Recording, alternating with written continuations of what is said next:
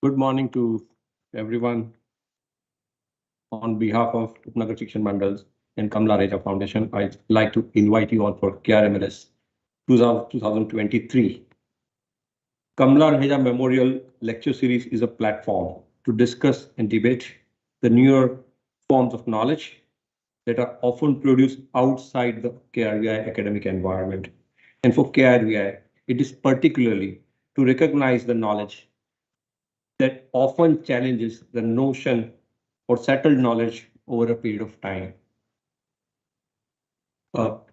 KRMLs had in the past have invited several critical academicians, research scholars, and practitioners whose domain expertise has allowed us to subject our knowledge to contemplation. And this is very, very important for us. I think for any institution to look forward in the future, it's an important step. At this point, especially when KRV has completed 30 years of its existence, it becomes absolutely necessary to not only examine, but also to contemplate new knowledge domain for future direction. The current theme of KRMLS is cityness, heritage, question of architecture, values, attempts to articulate the process and the forces that drives the architecture as a seamless continuum for production of urban. This is especially very critical when we see that cities are rapidly transforming and constantly becoming homogeneous place in the process of global negotiation in network. The process has begun way back historically when industrialization of urban centers was transformed into production of house of materials. The advent of internationalism, postmodernism, contemporary architectural trends that constantly shaping the position and creating duality of practice and academics and what is architecture and what is urban.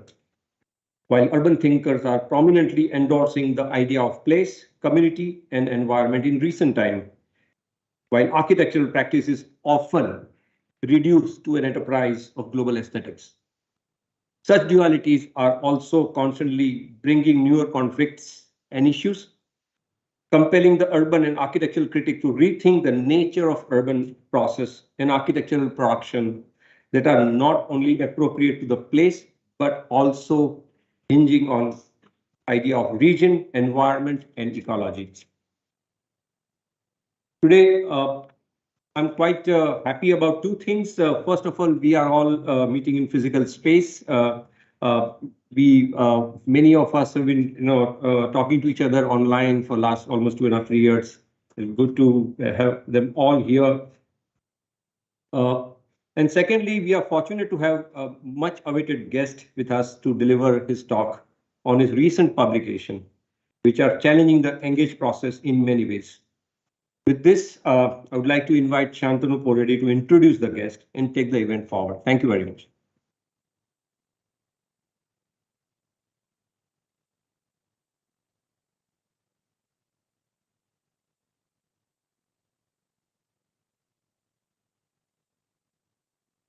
Thanks, Manoj. We were first introduced to Dr. Nirmal Kishnani in the pandemic when NUS was organizing a series of lectures with Asian practices on sustainability. And ever since, we've been trying to have you over, and it's happened now, and I'm happy about that.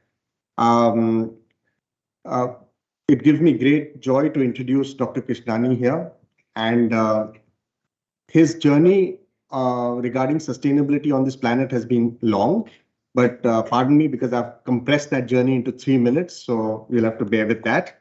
I've tried my best. Over 2 decades, Dr. Nirmal Kishnani has been on the front lines of the sustainable challenge. He has shaped the conversation in Singapore, one of the world's greenest cities, and regionally in different parts of Asia. His focus has been on modalities of design practice, initially with the green building discourse, arising from a critique of industry norms, and later around principles of regeneration, resilience, propelled by research and reflection. As founding director of CP Green, Singapore's first green consultancy, he framed methods, tools, and vocabulary for the drawing board long before the widespread acceptance of green checklists. He collaborated on milestone projects such as the Cool Tech Park Hospital, Gardens by the Bay, Asian Development Bank headquarters retrofit, where he pushes the limits of environmental design. Since 2007, Dr. Kishnani has been an educator researcher at the National University of Singapore, where he contributed to the architectural degree program and launched the Masters of Science Integrated Sustainable Design, a postgraduate program that uniquely multidisciplinarily and which is Asia-centric and is known for its systems thinking as a centerpiece of its pedagogy. Dr. Kishnani's role as an educator extends beyond the classroom. NUS Net Zero Energy Building was designed and constructed under his stewardship and is considered as a groundbreaking project that altered the outlook of campus planning and infrastructure. It has won multiple awards, accreditations such as the Green Mark Platinum Zero Energy WELL Building Standard Gold, International Living Future Institute Zero Energy Certificate, and the Global Sustainability Award Bangkok 2018. Dr. Kishnani is internationally acclaimed in several capacities: advisor, speaker, trainer, editor, and juror. He has published his research and reflections in books, academic journals, conferences. In 2012, he released The Greening Asia, Emerging Principles of Sustainable Architecture, the first book to critique greening in Asia. Rejecting the downstream reductivism of green certification, he proposed an encompassing framework for sustainability. In 2019, his book, Ecopuncture, that we're going to launch today and discuss today,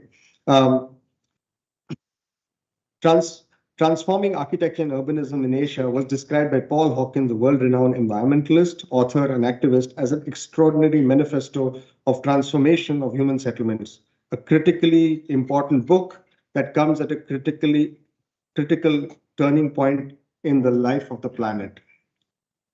Thank you, and I welcome Dr. Kishnani and Ashok Lalji and our director Manoj Parmar to launch the book.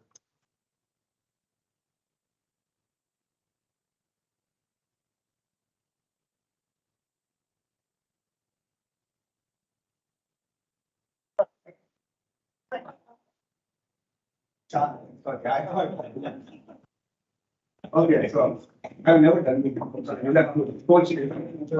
Okay. All one. And then see my book.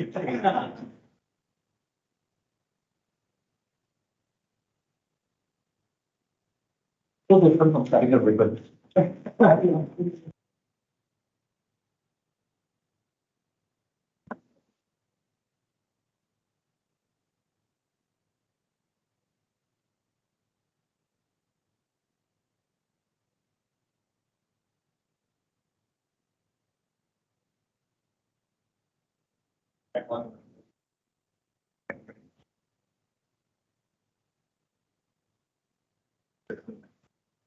Can I activate this? Students, before we begin, we'd like to request you all to switch off your mobile phones.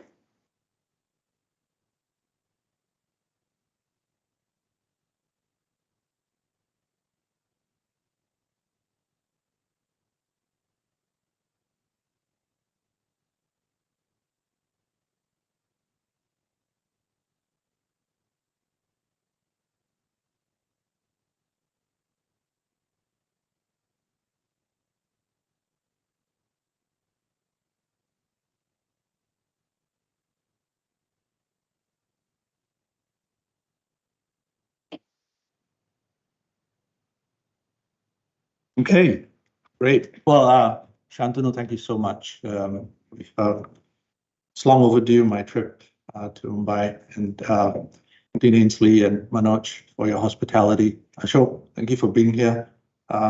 It's really nice to see old friends and you. So let me just break the news. This book is not new. It's been out for 3 years. So this is a bit of a delayed book launch. It was kind of in lockdown mode for 3 years. We couldn't do much with it, but I'm glad to be here to talk about it. My books always begin with some sense of dissatisfaction with the status quo, the idea that something is missing in the conversation. And I came across this term, ecopuncture. I wish I had thought of it myself, but I didn't invent the word. It was out there long before the book was named this. And seemed to hit a chord with me, which is to say that how do we use design as an instrument of net positive outcomes? How do we do good on the planet, not just do less harm? And so this word ecopuncture, as you might have guessed, derives from the idea of acupuncture. And in acupuncture, the East Asian healing science, it's predicated on the idea that we understand the system of systems that is the human body, right? And if you understand the system of systems, then an intervention, a discrete intervention, a needle at a certain point in that system can create systemic health and well-being. So there is this idea that if you begin to understand the world as a network of interconnectedness, then what you design or the action that you take can have a ripple effect of goodness. Right? So I thought that was an incredibly attractive idea. The other word that I kept bumping into was regenerative design. Now, this is a word that gets used a lot, especially in the North American context. And it also refers to the idea that we can, through design, generate living systems, not just mitigate our impact on them, but actually create new living systems. So I thought to myself, well, what does this mean to us in Asia, right? And if it is relevant to Asia, then how do we develop a theory around it? So that's where ecopuncture began with. But maybe first, the discomfort that I felt, and I'm sure many in this room will agree with, those of us in the sustainability space, is that green is far from enough. We've gotten to a point where we pretty much agree that a green building is a lesser of evils. It's not the way to do it, but it's a way of mitigating. And so this do less harm approach that green has taught us, that we have been indoctrinated in, is really a way of kicking the can down the road, right? Of delaying the actual solution into a different time frame. Projects like these, which are in India, I felt, and then and I should say that there are projects like this across Asia. I feel that they are half measure. Not only because their impact is not enough, but also because they fail to harness, in my opinion, the power of design, of form making.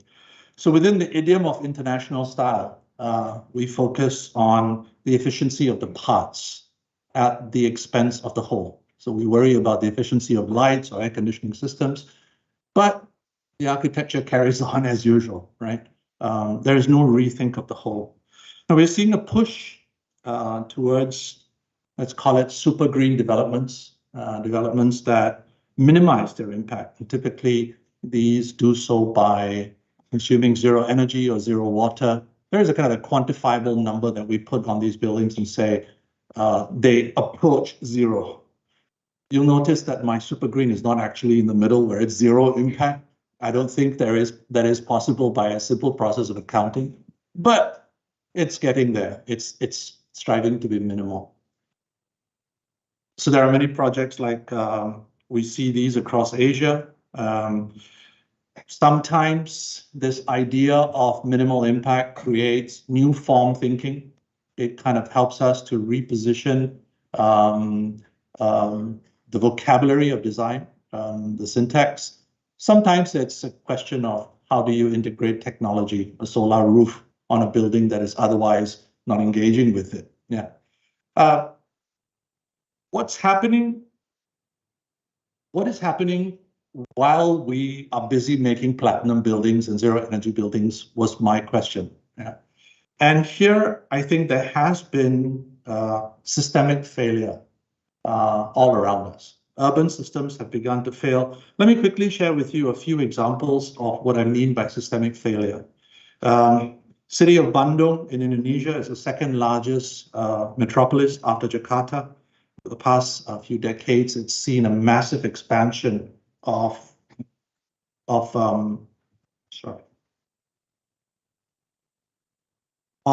its urban footprint. So from 1990 to 2008, very significant portion of the water catchment was paved over. North Bandung alone was reduced by 60%. As a result, today Bandung faces yearly floods, right? Hanoi, capital of Vietnam, has a similar story: urban densification, enlargement of urban footprint. What do we see there? Since 95, since Doi Moi, when they liberalized the Vietnamese economy, half of all water detention systems, lakes and ponds in the city were paved over, covered over, and built on. Yeah, and this has led to acute hydrological problems in the city. Same problem, floods every year. Mumbai, closer to your home, I'm sure many of you here know this better than I do. Annual floods like this one, caused by changes to urban hydrology, shrinkage of water catchment, and alterations to the river Mithi, for instance. Yeah. So we're seeing this across Asia. It's a story that we're seeing repeated. This image of the city of Mumbai from air by photographer Johnny Miller, I think sums it up beautifully, which is that we have gotten used to the idea of fragmentation.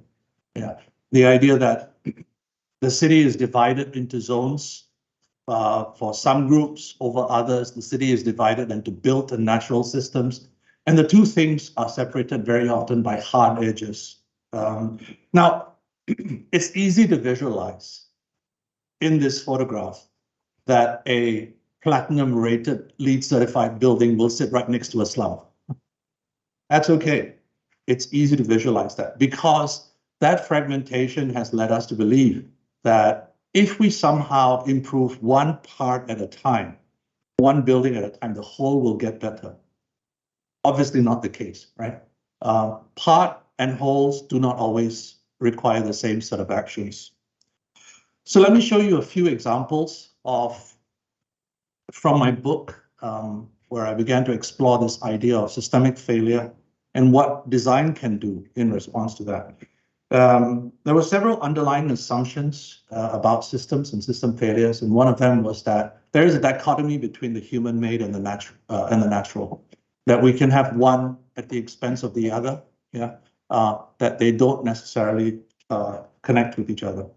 Here is a park in the city of Jinhua in China, Yangweizhou Park, by the landscape architect Yu Kongjian. Kongjian is well known across China for his nature-based approach to landscape design. And on this piece of land, this triangular piece of land between at the connection of two rivers, he took a brownfield site and he restored its ecology by creating green and blue spaces. This is what the park looks like today. What's interesting about the park is not what it looks like at this one moment, but what it does when the river floods. And it becomes Kongjian calls it the sponge city approach, which is it begins to draw water onto itself, thereby diverting it from somewhere else, which would then have dire consequences. So the flood-tolerant wetlands along these terraced embankments enable water absorption and provide for a buffer for higher ground. I'll just jump to the last line, which says that as a result of this park, peak flooding in this area has decreased by 60%.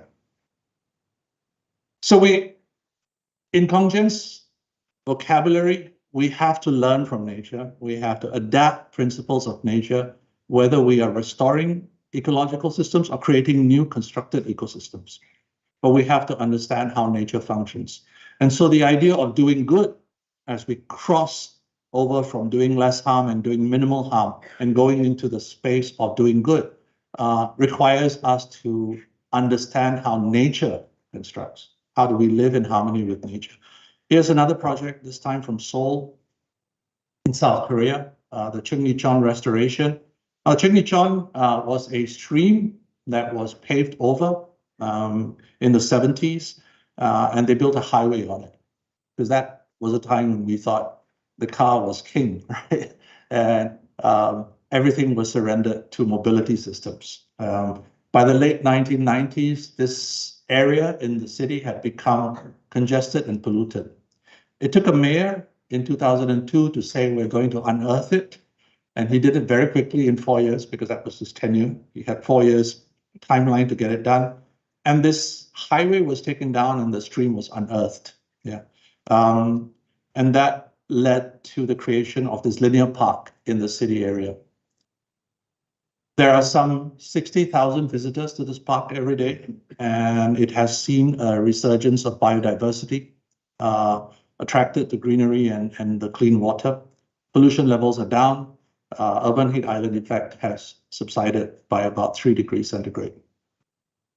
Here's the catch though, for people in policy who ask, well, how do we give money away? This is not an act of charity to create these parks and so on. Real estate value in the region has gone up by about 50%. So there is, between natural and financial capital, there is a direct link. We just have to understand how that works. And there was tremendous fear that the removal of the highway would lead to congestion and so on. Instead, what's happened is that utilization of public transportation has gone up, fewer cars. So we're starting to see in these projects this idea of the socio-ecological paradigm, which is to say regenerative design is understanding the sweet spot between what we need as human beings and what nature needs. There is a search for that harmony between the two. And this is where the word regenerative design and the idea of living systems comes into the picture. My struggle with this was, great, yeah, these big parks. Yeah, if you do it right, of course, it's going to make a big difference. What about the smaller projects? What about the projects for which we don't have a mandate to transform the city, but we have a site boundary and a shell within which the building can exist? So the question of scale was a very pressing one. Can I, as an architect or an engineer working on a discrete element within the city, have a ripple effect on the wider social and ecological systems? Back to the point about Ecopuncture, I was saying that, it's about understanding the network, the system of systems. That if you begin to understand the system of systems, then that needle that you insert at that right node can have a ripple effect on the larger condition. So let me share with you a few projects that are architecture in the conventional sense, meaning there is a brief, there is a site, and there is a building. Yeah, Kaohsiung National Stadium by the architect Toyo Ito in Taiwan. Kaohsiung is a city, the second largest city in Taiwan after Taipei, and they have had tremendous growth, but also environmental degradation. And so the city, the mayor of Kaohsiung, decided that they were going to reverse this and they were going to institute clean energy. And one of the projects that came from this was this new stadium. Now, stadia are notoriously white elephants in many cities. They get used periodically, but they don't have. So what he did was that he commissioned a stadium that would be an energy pump. The roof of the building would have a solar array that would generate power for the neighborhood when the stadium was not in use. Yeah. So the consumption is, the production is something like 70% of on-site energy demand. When the stadium is not in use, the solar panels will feed the neighborhood, accounting for about 80% of local demand and saving some 660 tons of carbon emissions per year. But beyond that, beyond the technical and the technological, Kaohsiung Stadium has also become a biodiversity hotspot. So the greenery has become an ecological stepping stone, permitting the movement of species between natural sites. Here are some images and drawings that show you how this has been done. Flooding has decreased. The biodiversity audit of the space has shown that there's a return of wildlife into the landscape. In addition to that, of course, there is a new network of public spaces which caters to some 300,000 people that live within a 3-kilometer radius. This same area was once fragmented by roads and military installations. So the idea that you can have a building that not only serves its purpose, its programmatic needs, but also begins to repair a larger system. Yeah. Still, it's a big building. Stadium is a massive project. Something smaller, Pioneer and Crescent Halls in Singapore, part of the Nanyang Technological University, a dormitory on the campus. Here is where it's located, and you can see from the satellite image that to the west of this project is the Western Catchment, densely forested area with lots of biodiversity. To the east of it, public housing estate. So it kind of literally sits on the edge between the two types of spaces. Again, coincidentally, by the way, Toyo Ito, it's his work. The image on the top left shows you his initial sketch, the idea of the building as trees kind of hovering above a landscape of water and greenery. Yeah. And that got interpreted as a set of towers that are lifted off the ground. But the story of Pioneer Crescent Halls is really the water. There was a large stormwater pond on the site, which was then turned into a naturalized creek and detention basins, which cleans the water before it gets discharged into the municipal system. This is how the architecture corresponds with that injection of blue and green systems and public space.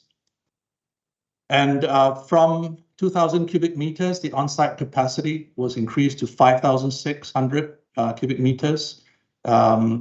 Lots of new species of plants and shrubs and trees were introduced, many of them native.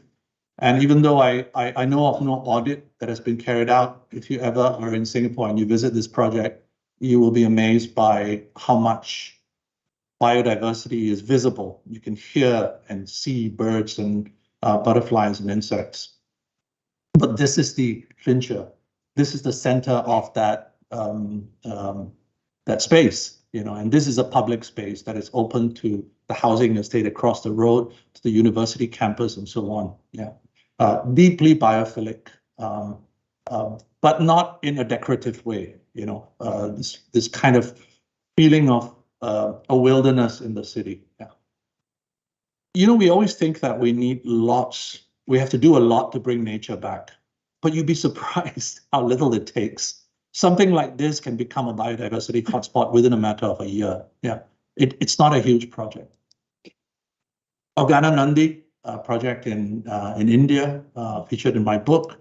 Now, this is a gated community outside of Hyderabad. I saw the brochures for Organonandi, and it was marketed when it was being designed and constructed as an escape from the ills of the city. You know, it was really being pitched to Hyderabad citizens as a way of getting away from the city on weekends. So, you know, you've got old people, you've got kids, you need to buy a villa here. That was a sales pitch.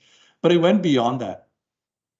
The project, in a bid to sell this idea of a healthier lifestyle, of well-being, took on self-sufficiency as a target. So all energy, water, food is sourced on site. So around a network of villas, 70-something villas, the center of the master plan is a large farm. The people from Hyderabad don't know farming. So what do? They get the local farmers involved to work on the project. Yeah. And in so doing, build up a relationship with the farming community at large. The other thing that became absolutely critical if they were going to farm, but also create a healthier environment, was about water treatment, water detention, and water infiltration. So get rid of all the pesticides, create natural flows of water, recharge the aquifer. Ground recharge came to fruition in 2017 when there was restoration of the nearest aquifer and elevation of the water table by 36 meters.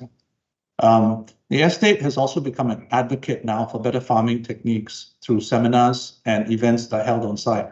This is the really interesting, you know, the social dimension to the ecological, yeah, which is that farmers are now encouraged to diversify their crops. The development has become a nexus for rethinking the way farming is done, out of pure self-interest, right? Not as an act of charity. These people just wanted a healthier life. And they realized that being healthy was not just about building a wall and planting trees. It was about transforming the network around them. As of 2018, 93 farmers in the district have switched to organic methods of farming. So a lot of these projects are captured in my book, Ecopuncture, where I go out looking for projects that have a net positive impact. And I break down the question of how systems are engaged, which systems matter in this conversation, and how do we measure outcome? What are the capitals that we grow? Because we talk about projects primarily from a financial capital standpoint, but there are other capitals, right? There is natural capital, there's social capital, and human capital, and symbolic capital. So a net positive building, a net positive development has generation of capitals, yeah. And there is an exchange rate between capital. So when you grow natural capital, like the Cheng Yi Chan project in Seoul, when you bring nature back, it elevates financial capital for the surrounding area. I made a documentary as well, and I'd like to show a compressed version. It's 41 minutes. If you have the time, go on YouTube, look for Ecopuncture Asia. You can see the full 41 minutes.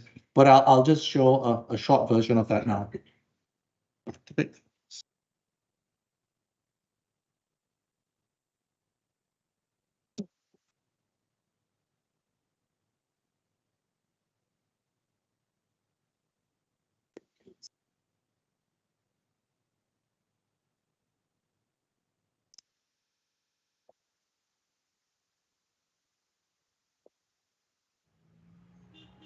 The threats of climate change and species extinction are related to what we build and how this in turn affects the way we live.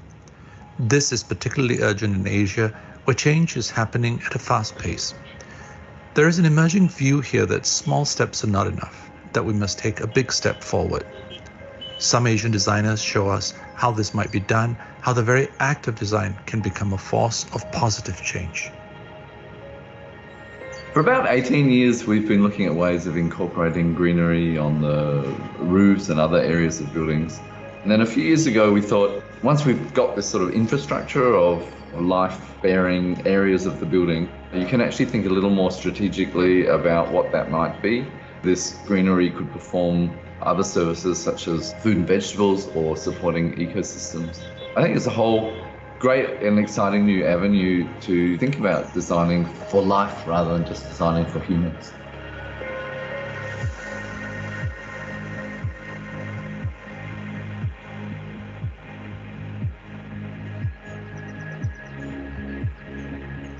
We are responsible for the problems faced by our planet. We have polluted water and air, contaminated soil, released carbon into the atmosphere, and replaced natural ecosystems with cities and farms. To do less harm today is simply not enough. We must find ways to repair and restore, to do good. Our buildings and cities must protect and support nature so that life can flourish. But what does this look like, and how does it work?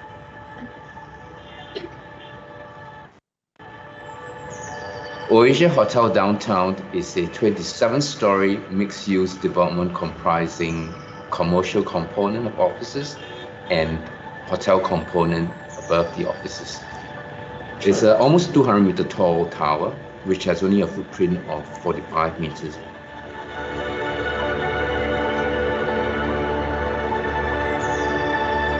We managed to create a living facade where it actually allows creepers, shrubs and trees on the horizontal level as well to become a ecosystem for animals, and particularly for climbing animals.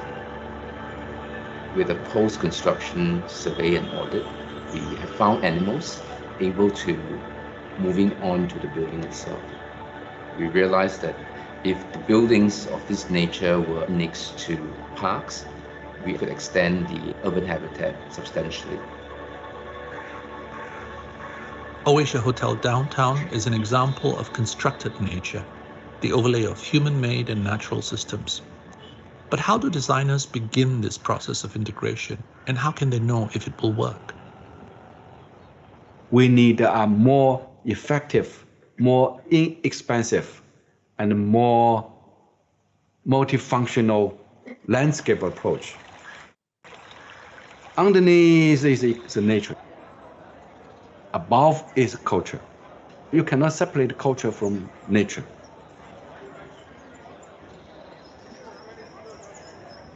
Ecology is essential. You following the natural rhythm or following the natural pattern to create a new form. The river systems, the wetland systems, the natural forest. So these will provide ecological services. Yanweizhou is located in Jinhua City in Zhejiang Province. It's inspired by the Chinese farming technique to create flood-adaptable landscape or resilient landscape. We deliberately remove the concrete wall to transform the gray industrial infrastructure and replace with terraces of vegetated landscape. We built this park in the center of the city. Before, the city was separated by two rivers, and we built a bridge across the two rivers. And because of the recovery of the ecological green heart in the center, now this park become a meeting place. The bridge become a public space connecting the separated city. It become a catalyst, culturally and economically.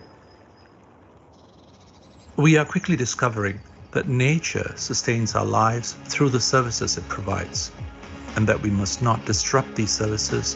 Where possible, mimic them in the things that we create. Can buildings, for instance, purify the air? Can a park clean water? Can a neighborhood act like a forest? These ecosystem services are vital if we are to survive and thrive as a species. I call my approach the art of survival. Planning and design based on ecology. We want to leave the Earth at least no worse off and hopefully in a better position than we found it. A well-functioning ecosystem is almost the most enjoyable environment to be in. We can create substantial ecosystems in the city. People are happier, people are healthier, the air is cleaner, we're using less energy, which in the end will translate to economic savings as well. So it seems like a no-brainer, right thing to do. Change begins with imagination. We must visualize a more connected, livable, and compassionate world in which all life is valued. The designers in this video ask if their work can become a force of good. Now imagine a world in which every building, every park is the same. Acts of ecopuncture that seek to reconnect humans with nature.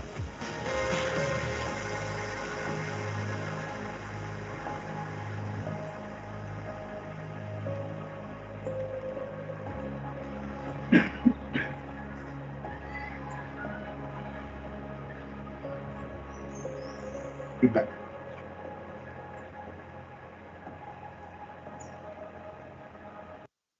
You can tell I was on a shoestring budget because I did the narration myself. Was that? Brilliant, Leo. Thank you.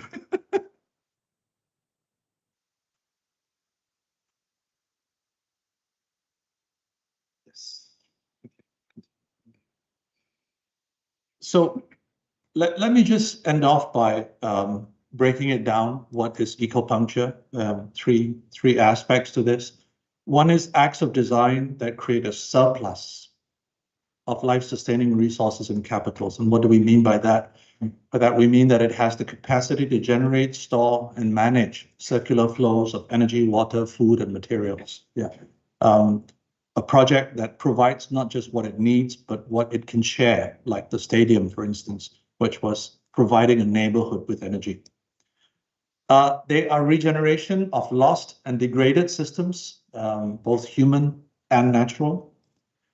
And they represent a whole systems approach.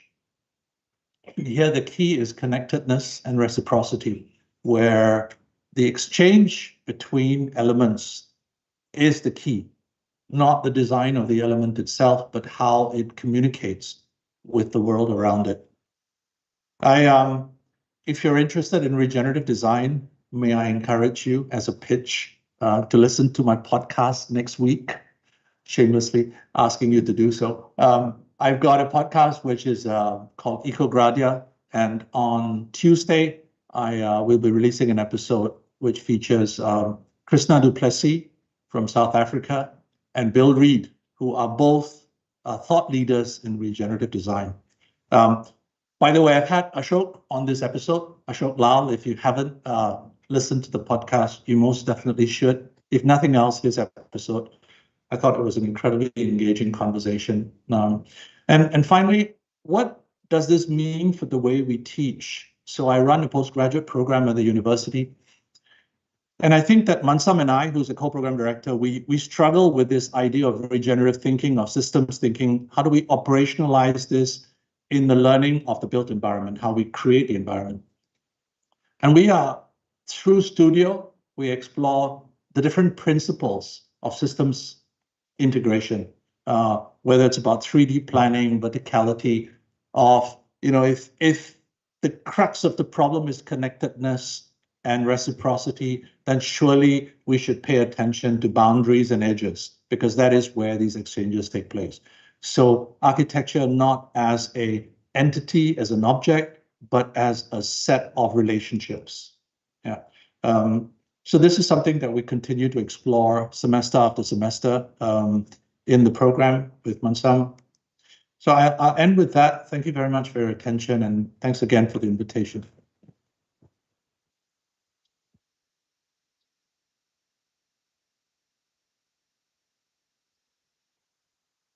I'd like to thank our guest, Dr. Krishnani, for his insightful words. He made us more conscious of our role as designers if we can simply find the balance between human and natural needs. I'd like to call upon Dr. Binti Singh to begin the discussion.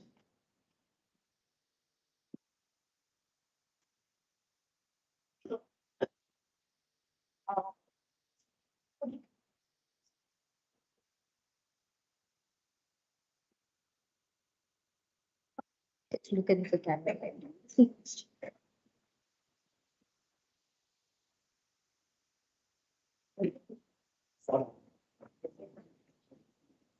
Right. I don't know. Okay.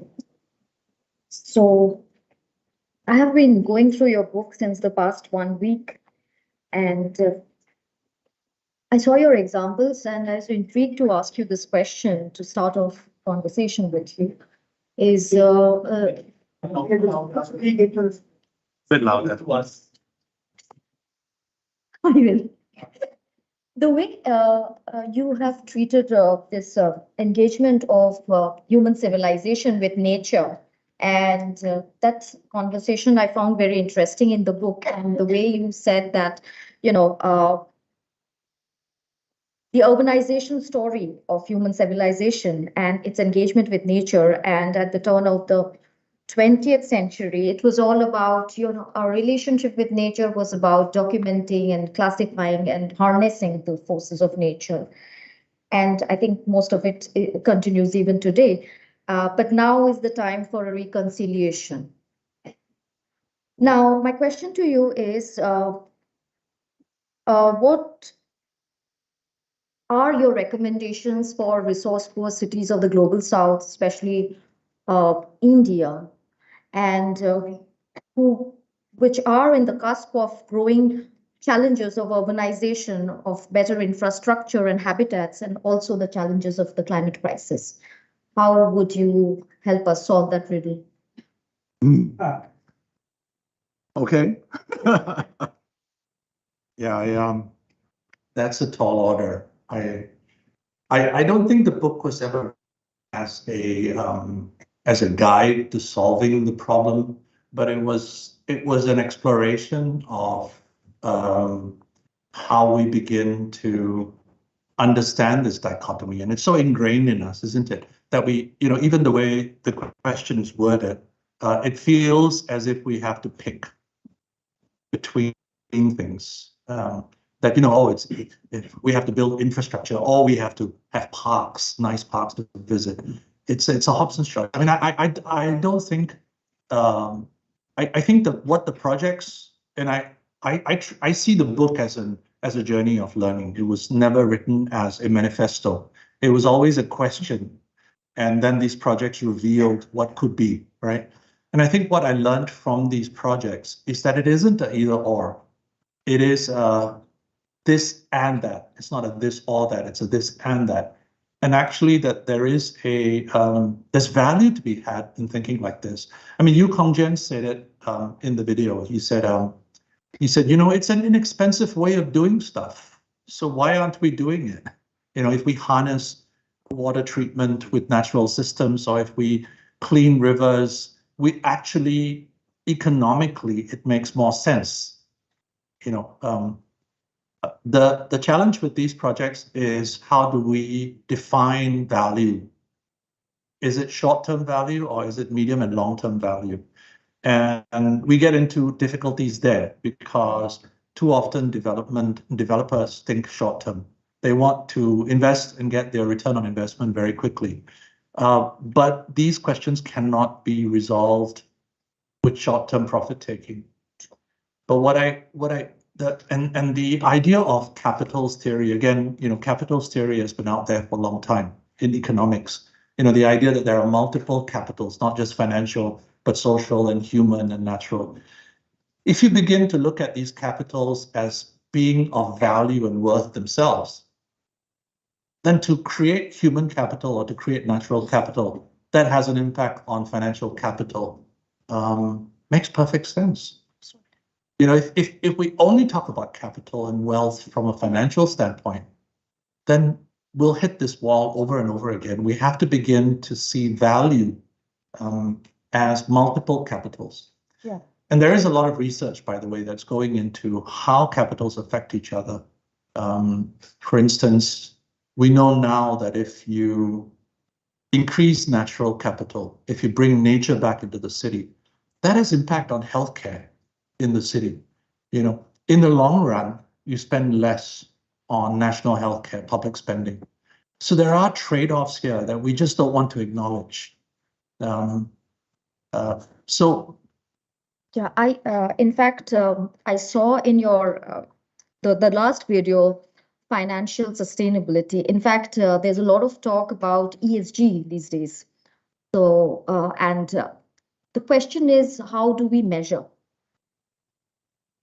So have you put any thoughts onto the measurement aspect of it? Right. And the impact that you were mentioning? I mean, some things are very easy to quantify, right? If my building is producing surplus energy, then that's a number, you know, the metric is already there. If it's pumping energy into the grid, then I am contributing that amount of energy to the city. Yeah. There are other things that are harder to quantify. For example, what is the value of biodiversity, you know, to a project? How do we put a dollar value on that? These are perhaps qualitative issues, but I think every architect in the room will agree with me when I say that not everything that's important needs to be quantified. You know, I think sometimes you have to stand your ground and say, you know, I don't have a metric for this, but this matters, you know. Okay. Great, thank you. I'd like to draw the attention of the audience to this debate that you captured between modernist and postmodernist thought and their understandings of form and function. That was very interesting. And when you refer to the classical debate between Christopher Alexander and Peter Eisenman, can you elaborate it for our students? Right. What did it say? I mean, Form follows function. Form follows function. And the reductionism of that and the fallout of that. Actually, so here's a funny thing, right? The statement form follows function was derived from biology. Most of us don't know that. That when it was said in the late 19th century, it was actually describing the way nature works. That I can't remember the full quote, but you know, I think it went something like, when you look at an eagle in flight, for example, you think to yourself, of course, form and function are perfectly unified. It got reduced, yes, by modernist thinking to a sequence, you know, that it is form as a consequence of function. And then, of course, I mean, I'm not a professor in history of architecture, but you know, the whole sort of functionalist argument and then the postmodern pushback on that I'm sure there are people here who could tell that story much better than me. But I do think that form has been deeply misunderstood and continues to be so. I think that in most schools of architecture, we leave our students with the idea that they're creating objects, beautiful objects, to adorn the urban landscape, and I think this is the fallacy of form thinking. Form is a structure of relationships. Form is about how things connect, the network that a project represents, whether it is an internal network, which is to say the programmatic relationships within a building, or an external relationship to climate or to the neighborhood or to ecosystems around it. Form is about relationships. It's not about objects. And I think this object centricity that we see in the discourse of architecture is a stumbling block in having this conversation about sustainability. Because architects will always push back and say, oh, you're messing with my building.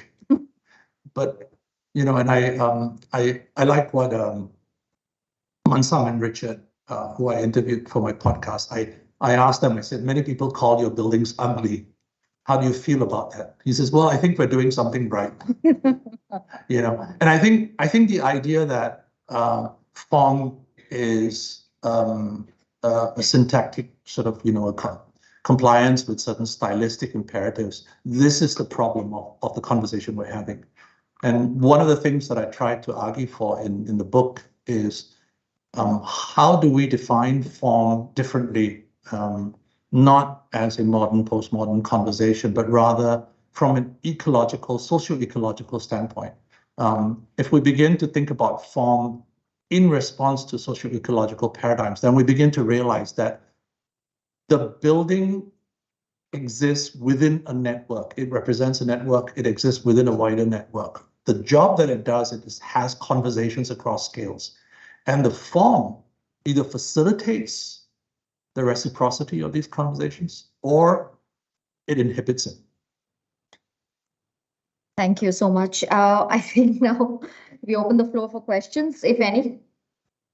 I mean, of course, you have to read the book first and process all the information, plus the methods you have described, biomimetic and biophilic as methods of design. And also you talk of urban pinpricks, and there's lots actually to take from your book. Yes. And then you talk about the structure of form and its propensity to, favor certain patterns. Then you give all those configuration versus shape and compactness versus fragmentation, proximity versus so. Lots of you don't have to buy the book anymore if you summarize it. I am good at summarizing because I'm an editor myself. And yeah, so great book. And I think people should just read it and then process all that information, try to apply that in their design thinking in future or future architects. And I think we can close the conversation. You were assigned the job of reading my book, weren't you? I was, and I You had to read it, and so you could have a conversation with me. Thank you for doing that, by the way. I have been diligently reading it, taking down the notes since the past 1 week, sir. Oh, thank you. I appreciate. By the way, nobody ever reads books cover to cover anymore. I do. No, so that's why it's remarkable. I should add that I write my books the way it's written in vignettes. So you can pick it up, read a case study, and move on to something else in your day, or come back, read a chapter, and move on. It's not a whodunit. You don't have to find out who did the murder. It doesn't have to be read in a straight line. It's meant to be read as pockets of information. So absolutely, and also the guidelines that you give are so remarkable, for future architects and also for laypersons like me who doesn't know architecture, but even then, trying to learn. So thank you very much. Right.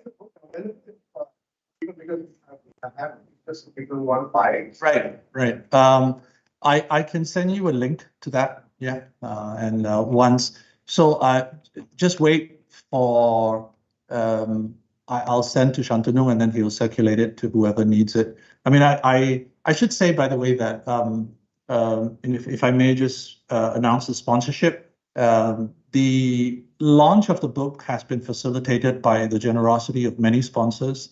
So WOHA, the architects of the project that you saw, they donated 50 copies of the book through KRVIA to people in India. And so, I mean, architects of the city. right. Of the city, that's right. That's how we are going to use those copies. Right, right.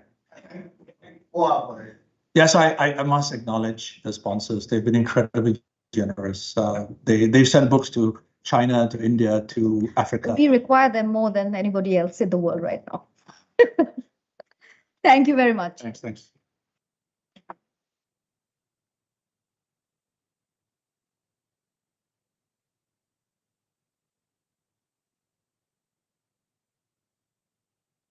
On behalf of the staff and students at KRVIA, I thank Dr. Nirmal Kishnani for joining us here today. Your thought-provoking insights will surely leave an impact on all of us that have joined you. I'd also like to thank our invited guests, along with the staff and students of KRVIA, whose efforts have led to the success of this event today. We will now proceed to the exhibition on the first floor, and I request Dr. Kishnani to inaugurate the exhibition for us. Thank you, everyone.